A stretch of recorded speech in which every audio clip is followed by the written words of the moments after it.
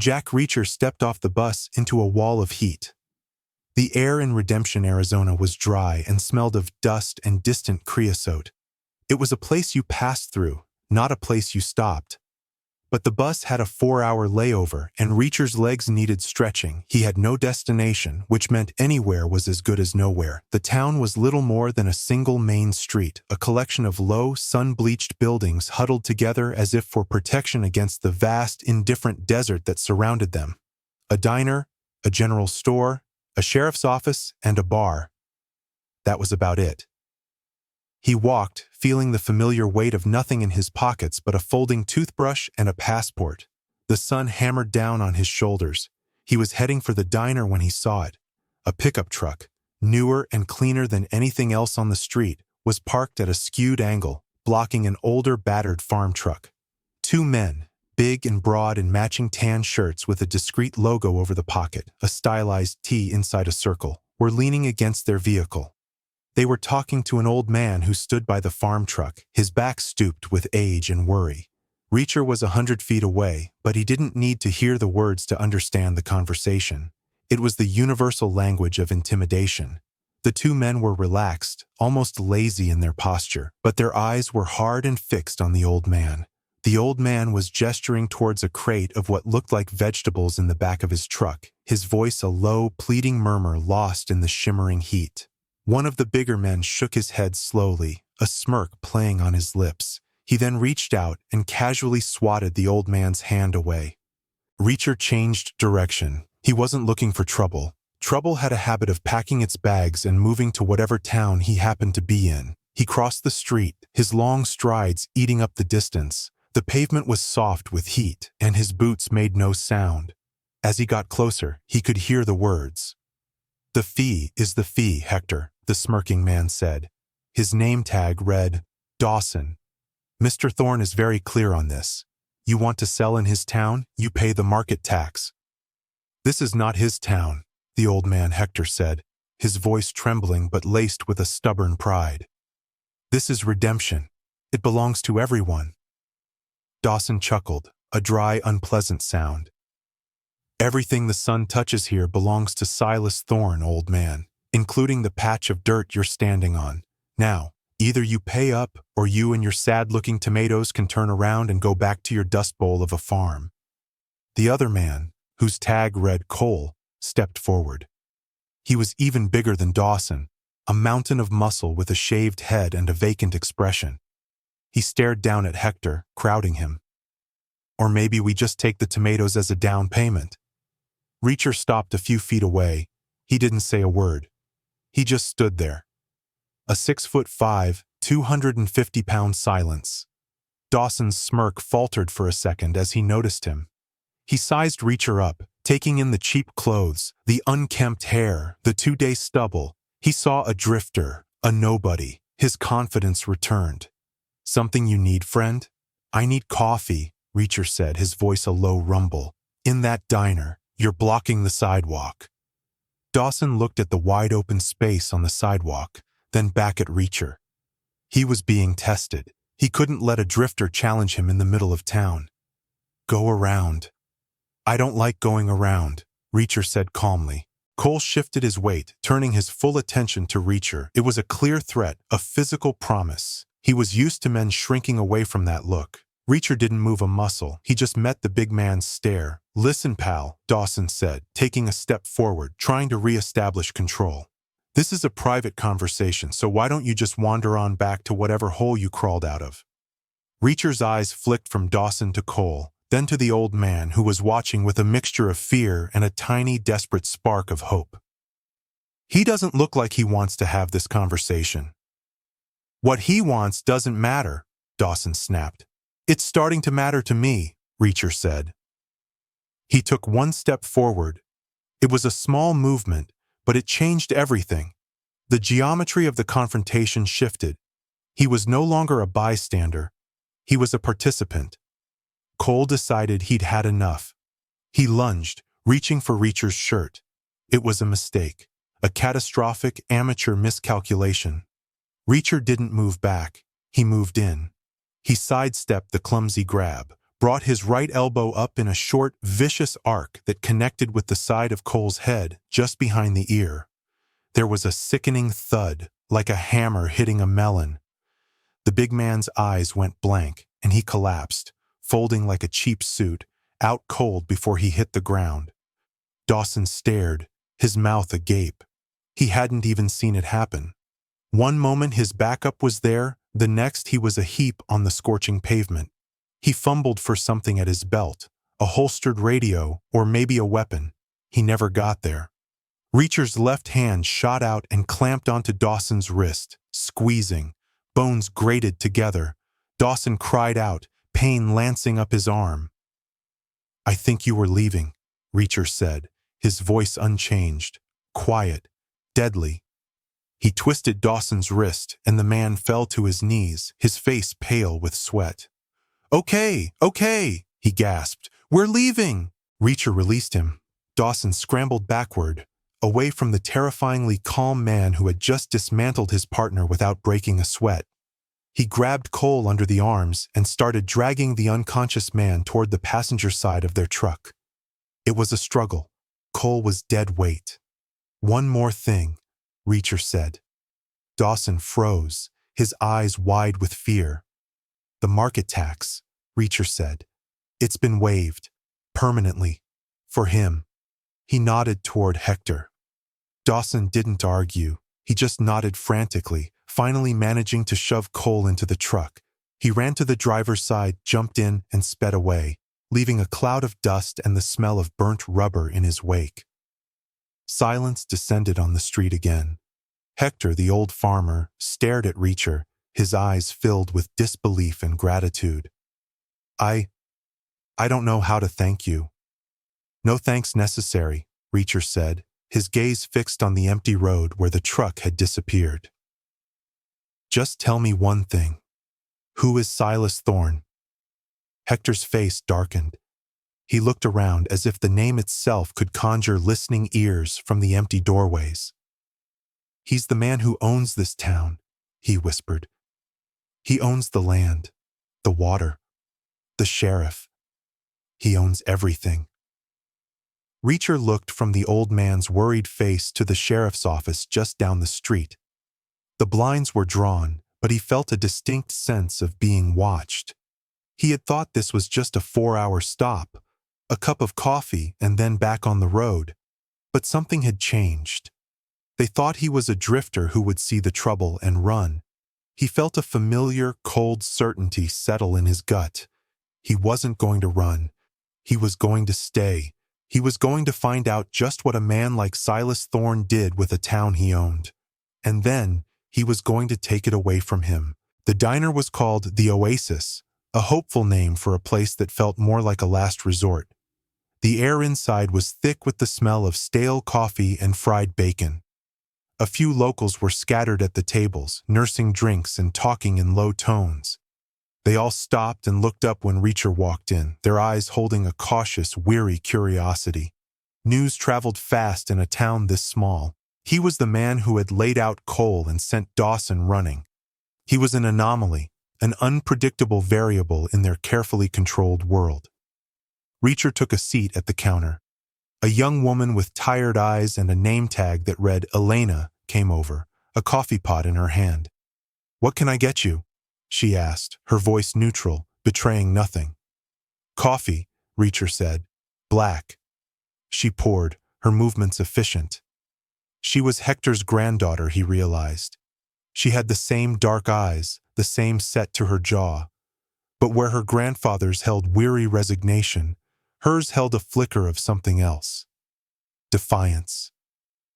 "I saw what you did for my grandfather," she said, her voice barely a whisper, keeping her back to the other patrons. "Thank you, but you've made a terrible mistake. Defending an old man from 2 thugs is a mistake?" "In redemption it is," she said, her eyes darting toward the window. "Those men work for Thorne. They are his law. The actual law," she nodded towards the sheriff's office, "is just his payroll." "I gathered," Reacher said, taking a sip of the coffee. It was strong and bitter. Perfect. You should have just kept walking, she insisted. Gotten back on your bus when it arrives. Forget you ever saw this place. That's what they're counting on, Reacher said. That everyone will just keep walking. Elena looked at him then, really looked at him. She saw the size of him, the quiet confidence, the scars on his knuckles. She saw a man who wasn't afraid, and that scared her more than anything. They will come for you, she said. They won't let what you did go unanswered. Thorne sees everything as a challenge to his authority. Let them come, Reacher said simply. The diner door opened, and Sheriff Brody walked in. He was a big man running to fat, his uniform stretched tight over his gut. His face was florid, and a perpetual sheen of sweat coated his upper lip. He walked with a swagger that didn't quite conceal the uncertainty in his eyes. He stopped behind Reacher. You, outside. Now, Brody said, his voice trying for authority but coming out as a strained bark. Reacher took another slow sip of his coffee. He placed the mug down deliberately on the saucer, the small click loud in the silent diner. He swiveled on his stool to face the sheriff. We can talk here, Reacher said. Brody's eyes flickered around the room at the watching faces of the locals. He didn't want an audience. I said outside. He reached for Reacher's shoulder. Reacher's hand came up and clamped around the sheriff's wrist. It wasn't a violent move, but it was as final as a closing cell door.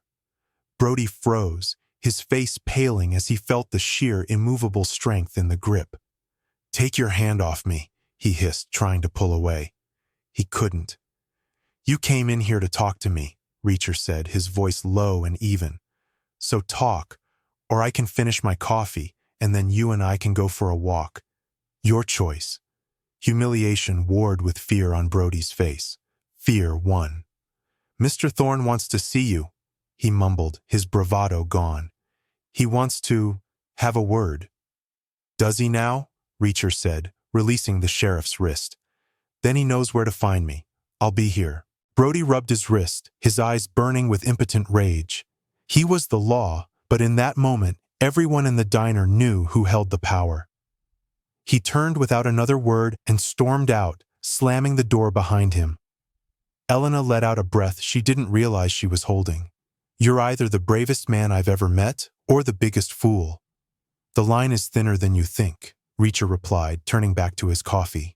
He spent the next few hours in the diner, drinking coffee and watching the town. He learned a lot just by observing. He saw Thorne's men, the ones in the tan shirts, making their rounds. They weren't just muscle. They were an occupying force. They collected fees. They monitored conversations. They enforced an unspoken curfew.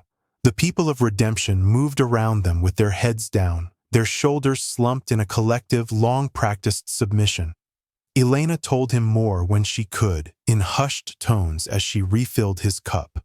Silas Thorne had arrived a decade ago. He'd bought up the old Miller Ranch, the biggest in the county. Then he'd started buying up everything else. The key was the water. Thorne had somehow gained control of the aquifer, the lifeblood of the entire region. He'd systematically choked out the other farms and ranches, buying their land for pennies on the dollar when they went bankrupt. Hector was one of the last holdouts. He's been trying to force my grandfather out for years, Elena said, her voice tight with anger. Cutting off his water access, blocking his goods from the market. What you saw today was just the latest. Why doesn't anyone fight back? Reacher asked. How? She shot back. He has the sheriff. He has a private army. People have tried. A few years ago, some ranchers tried to file a legal challenge over the water rights. Their lawyer's car went off a cliff on the way back from the county seat. The case was dropped. People got the message. She paused. I was a journalist in Phoenix. I came back to help my grandfather when he got sick. I started looking into Thorne, pulling records, trying to find something. A week later, my apartment was burglarized. My notes, my computer, all gone. Another message. Reacher was silent. This was more than just a rich bully. This was a systematic, ruthless operation. Thorne wasn't just running a town. He was running a kingdom, and he had built its walls with fear. As dusk began to settle, painting the sky in shades of orange and purple, a long black Cadillac, incongruously clean and luxurious for the dusty town, pulled up outside the diner. The back door opened, and a man stepped out. He was in his late 60s, tall and lean, dressed in an expensive-looking Western-cut suit. His hair was silver, and his face was a mask of patrician arrogance. This had to be Silas Thorne. Thorne didn't enter the diner. He simply stood by his car, flanked by two more men in tan shirts, and waited. It was a summons, a king granting an audience. Reacher drained the last of his coffee. He put a few dollars on the counter. "Thanks for the coffee," he said to Elena. "Don't go," she pleaded, grabbing his arm. "Please, he's not just some thug like Dawson and Cole." "I know," Reacher said, his eyes on the man by the Cadillac. "He's the one who gives them their orders. That's why I need to talk to him." He walked out of the diner into the cooling evening air. The streetlights flickered on, casting long shadows. Reacher walked toward Thorne, his stride unhurried. The two guards tensed, but Thorne held up a hand, stopping them. He watched Reacher approach with an expression of mild amusement, like a biologist examining a curious new specimen. "The man of the hour," Thorne said, his voice smooth and cultured, a stark contrast to the rough edges of his town. "You've caused quite a stir, Mr. Reacher." "No, Mr. Reacher," Thorne repeated, tasting the name. "I'm Silas Thorne. I believe you've met some of my employees. I do apologize for their lack of finesse. It's difficult to find good help these days." "They seemed good at what they do," Reacher said. "Intimidating old men." Thorne smiled, a thin, cold expression that didn't reach his eyes. "We all have our roles to play. Redemption is a quiet, orderly place. I like it that way. My people help maintain that order. You, on the other hand, are a disruption, an unknown element. And I don't like unknowns." "Then I'll clear it up for you," Reacher said. "I was just passing through. I saw something I didn't like. I dealt with it. End of story." "Ah, but it isn't, is it?" Thorne said, taking a step closer. "Because you're still here. You assaulted my employees. You challenged my sheriff. You've sent a ripple through my very calm pond. The people in that diner are watching us right now. They're wondering if things are about to change. I can't have that. It's bad for business." He reached into his jacket and pulled out a thick envelope of cash. "So here's my offer. You take this. Consider it a severance package for a job you didn't know you had. You get on the next bus, you ride it to the end of the line, and you never think about Redemption, Arizona again. In return, I forget this unfortunate incident ever happened." Reacher looked at the envelope, then back at Thorne's face. He saw the absolute certainty there. Thorne was used to buying his way out of problems. He believed everything and everyone had a price. "And if I say no?" Reacher asked. Thorne's smile vanished. His face hardened into something cold and flinty. "Then you will force my hand, and you will find that my other methods of solving problems are far less pleasant. I own the law here, Reacher. If you stay, you will be arrested for assault. You will be convicted. You will spend a very, very long time in a very, very unpleasant place. Or," he added, his voice dropping to a near whisper, "you might just have an accident out on one of these lonely desert roads. Things like that happen." They stood there for a moment, the two of them, locked in a silent battle of wills, the drifter with nothing and the king who owned everything. Reacher looked past Thorne, down the dark, empty street. He thought about the fear in Hector's eyes, the quiet desperation of the people in the diner, the defiant anger in Elena's voice. They all thought he would run. Thorne was sure of it. Brody was sure of it. It was the smart play, the logical move for a man with no ties and no backup. He turned his gaze back to Thorne. "Keep your money," he said. A flicker of surprise, then pure, undiluted fury crossed Thorne's face.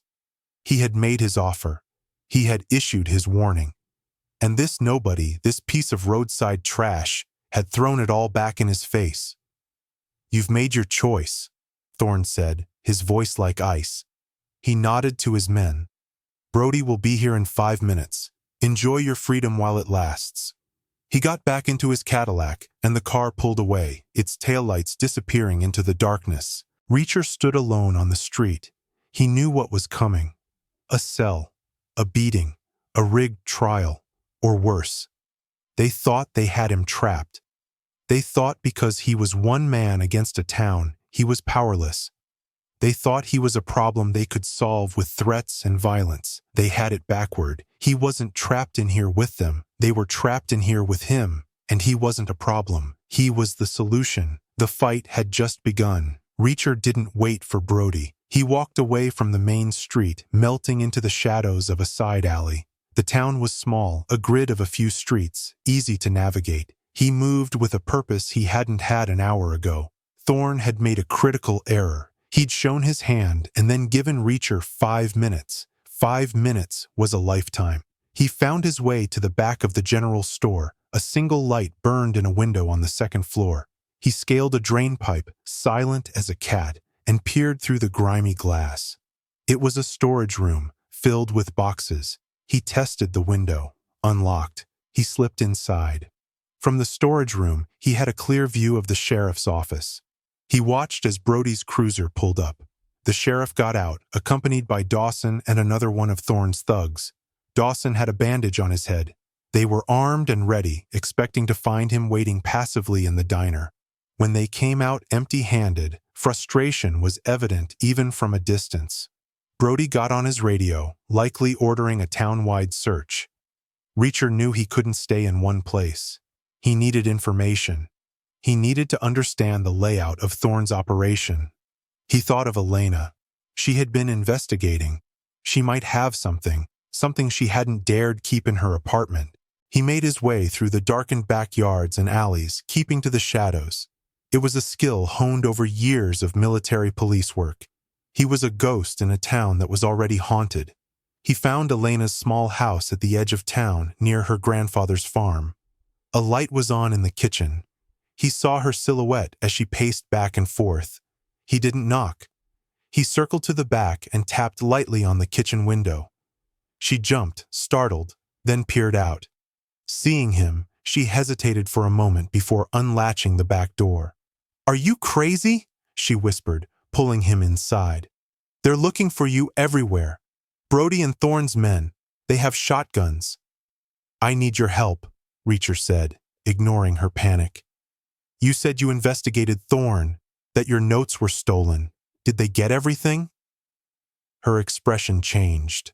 The fear was replaced by a familiar journalistic intensity. "No," she said. "I had backups, hidden. I was too scared to do anything with them after they sent their message." She led him to the living room and pulled up a loose floorboard beneath a rug. From the dark space below, she retrieved a dusty laptop and a thick folder. "I copied everything. Financial records, land deeds, water board minutes, it's all here." They spent the next 2 hours poring over the documents. What emerged was a picture of a conspiracy that was as simple as it was brutal. Thorne hadn't just bought land. He'd used a shell corporation to acquire a controlling interest in the regional water utility years before he ever set foot in Redemption. Then, through a series of legal maneuvers and outright blackmail of board members, he had systematically diverted the water flow from the shared aquifer to a massive private reservoir on his own property. He was literally draining the life out of the surrounding valley. The financial records showed huge regular payments to an offshore account. The amounts were too large to be simple profits from his ranching operation. "This has to be more than just water and land," Reacher said, pointing to a wire transfer. "He's not just squeezing farmers. He's moving serious money." Elena found a separate, encrypted file on her laptop. "I could never break this," she said. "It was something I pulled from the county servers before they locked me out. It's connected to the shipping manifests from Thorne's ranch." Reacher looked at the encryption. It was military grade. But he recognized the platform. He'd used something similar himself. He spent 20 minutes working, his big hands surprisingly nimble on the keyboard. He tried old MP backdoor codes, standard government defaults. Nothing. Then he thought about Thorne. The man was arrogant, Egotistical. He tried a password based on Thorne's full name and the date he'd acquired the water utility. The file opened. Inside were shipping manifests, flight plans, and coded messages. Thorne wasn't just shipping cattle. The main ranch house was a facade. The real operation was in the canyons on the far side of his property. He was using the ranch as a staging ground, a transit point for something else. The codes pointed to trafficking, not drugs, something more valuable, weapons, high-end military hardware. He was using his isolated, privately owned town as a secure logistics hub for an illegal arms trade. The money he squeezed from the townspeople was pocket change, a way to fund and control his local infrastructure. "My God," Elena whispered, her face pale. "This is bigger than I ever imagined." "It's why he can't have anyone snooping around," Reacher said. "It's why he reacted so strongly to me. He's protecting a multi-million-dollar operation." A sudden sound outside, the crunch of tires on gravel. Headlights swept across the front of the house. A truck door slammed. "They found us," Elena breathed, her eyes wide with terror. "They found you," Reacher corrected her grimly. "They must have been watching you. They saw me come here." He grabbed the laptop and the folder. "Is there a back way out?" "The cellar. It leads out to the old storm drain." He followed her to a door in the kitchen floor. As they heard heavy footsteps on the front porch, Reacher paused. "Go. Get to the diner. Lock yourself in the back. Don't come out for anyone." "What are you going to do?" "They came here looking for a fight," Reacher said, his face set like stone. "I'm not going to disappoint them." He pushed her toward the cellar, closed the door over her head, and moved back into the living room, switching off the light. He found a position in the darkened hallway, a heavy iron fireplace poker in his hand. He heard the front door splinter as it was kicked in. Two of Thorne's men entered, flashlights cutting through the darkness. It was Dawson and another thug.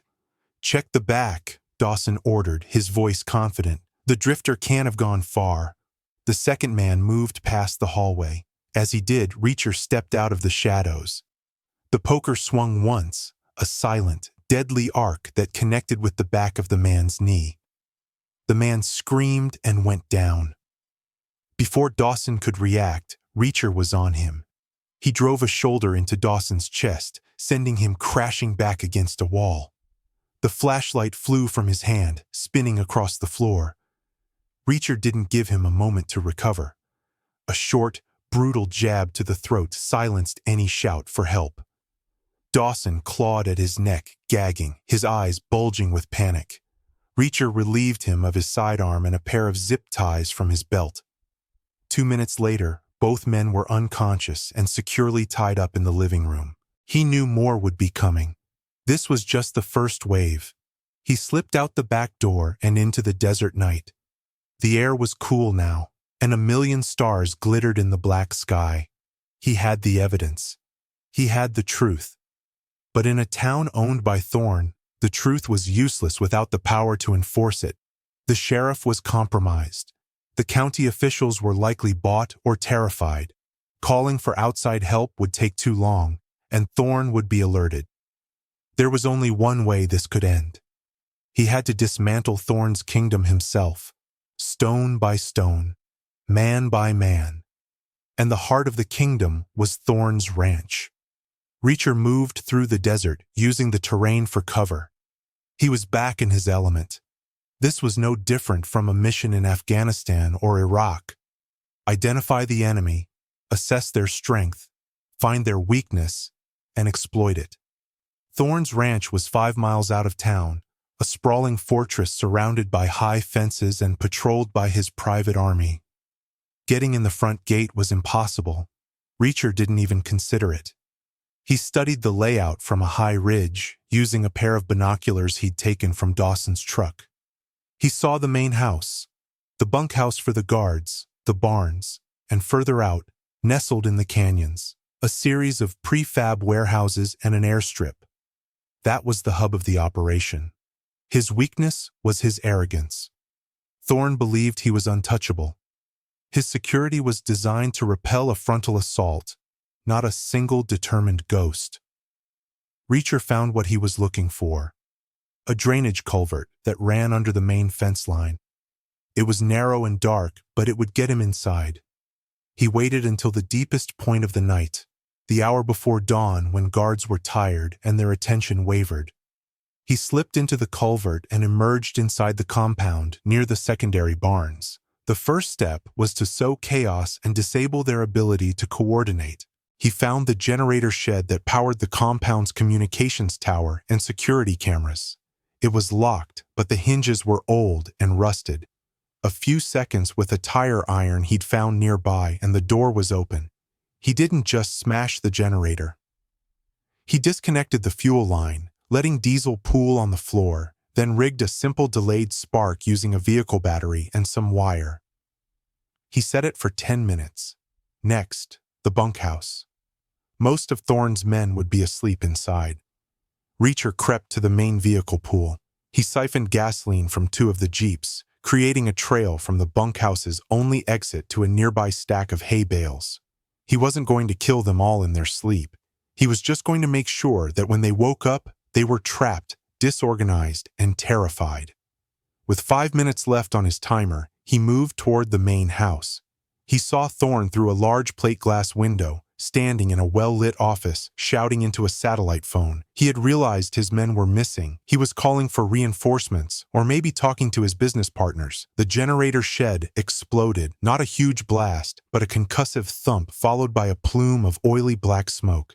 The lights across the compound flickered and died, plunging everything into emergency power. A few dim security lights here and there. The communications were gone.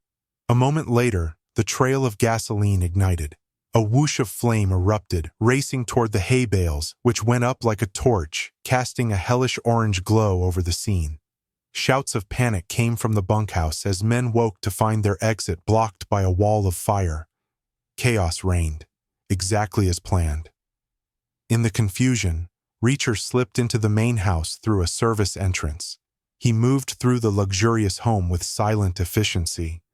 He encountered one guard in a hallway and dispatched him with a single precise strike to the base of the skull. He found Thorne in his office, now armed with a large revolver, staring out the window at the pandemonium he had created.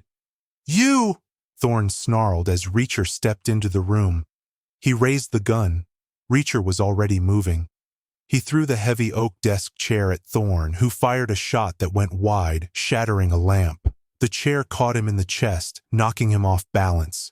Reacher closed the distance in 2 long strides. He grabbed Thorne's gun hand and slammed it against the wall. The revolver clattered to the floor. Thorne was strong for an old man, wiry and filled with rage. He fought back, clawing and kicking. But it was like a jackal fighting a grizzly bear.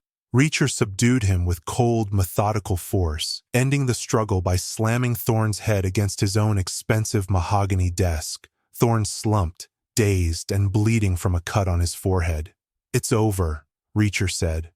Thorne laughed, a gurgling, bloody sound. "You think so? You think you can walk out of here? My men will tear you apart." "Your men are a little busy right now," Reacher said, glancing out the window at the burning hay and the disoriented guards stumbling out into the yard. "And the ones who aren't busy are about to have company." Before coming to the house, Reacher had used Dawson's radio. He hadn't called the county. He'd put in a call to a number he knew by heart, an anonymous tip line at the Department of Defense reporting a significant cache of stolen military-grade weapons at a remote airstrip in Arizona. He gave them the coordinates from Elena's laptop. A tip like that, specific and credible, wouldn't be ignored. Federal assets were likely already in the air. "Who are you?" Thorne spat, looking at Reacher with a new kind of fear. Not the fear of a thug, but the fear of a king whose castle walls have been breached. "Just a guy who was passing through," Reacher said. He used the zip ties he'd taken earlier to secure Thorne to his chair. He left Thorne there and walked out the front door of the main house. The few guards who were still organized saw him and started to advance. Reacher picked up the revolver Thorne had dropped. He didn't fire it. He just stood there, a large, immovable object in the middle of the chaos he had orchestrated. They hesitated, their confidence shattered. They weren't soldiers. They were bullies, and their boss was gone. Then they all heard it. A new sound cutting through the crackle of the fire. The low, rhythmic thumping of helicopters. Two black shapes appeared over the ridge, flying fast and low without lights. As they grew closer, the shapes resolved into sleek, military-style helicopters. They weren't from the county sheriff. They were federal. Thorne's men threw down their weapons. Their fight was over. Reacher didn't stay to watch. He didn't talk to the federal agents who swarmed the compound. He had no interest in giving statements or being called a hero. His work was done. He faded back into the desert, circling around to the main road as the sun began to rise. He walked the 5 miles back to town. Redemption looked different in the morning light. The oppressive atmosphere of fear had lifted, replaced by a nervous, buzzing energy. People were standing in the streets, talking, pointing toward the Thorne Ranch. They knew something had broken. He went to the diner. Elena was there, along with her grandfather. She ran to him when he walked in, her eyes filled with questions and relief. "It's over," he told her quietly. "Call the state police. Call the newspapers. Tell them everything. The feds are at the ranch. No one can cover this up now." She just stared at him. "How?" "He thought I would run," Reacher said. He pushed too hard. He ordered one last cup of coffee. As he drank it, he heard the sound of the bus arriving, its brakes hissing as it pulled into the station across the street. He finished his coffee, put a few dollars on the counter, and stood up.